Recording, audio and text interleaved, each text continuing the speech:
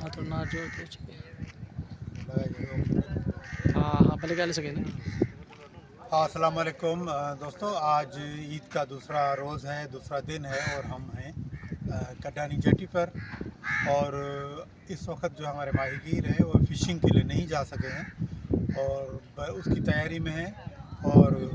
कल हो सकता है शाम तक वो रवाना हो जाएं और अपने रोज़गार के लिए और अपनी बेहतर ज़िंदगी के लिए जद्दोजहद में मसरूफ़ होंगे। और आप तो जानते हैं कि दुनिया में बहुत सारे काम जो हैं वो अच्छे भी हैं, मुश्किल भी हैं, मगर माहीगीरी वो वाहिद काम है जो बहुत मुश्किल है, बहुत ख़तरों से वो कहते हैं ना, ये माहीगीर ख़तरों के खिलाड़ी हैं और समंदर का सीना चीर करके फिर अपना रोज़गार करते हैं। तो आज जैसा कि हम कड्डानी जेटी पर हैं तो यहाँ आपको एक जो है वो ओताक नज़र आ रही होगी जो भी हमारे सकाफ़त का हिस्सा है। इससे पहले हमने आपको नसरुल्लाह की जो जेटी थी वहाँ पर ऐसी एक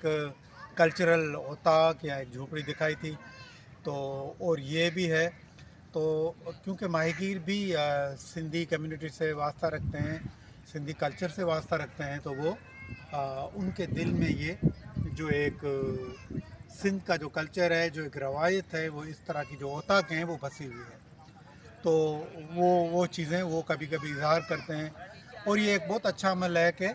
इब्राहिम हैदरी में और ये चीज़ें अब शुरू हो चुकी हैं और लोग, मैं समझता हूँ कि अपने सकाफ़त, अपने कल्चर की तरफ लौट रहे हैं। तो मेरी आज का सिर्फ मैसेज ये है कि जितने भी माहीगीर हैं वो अपने काम से मोहब्बत करें और समंदर को अपना जो है वो दोस्त समझें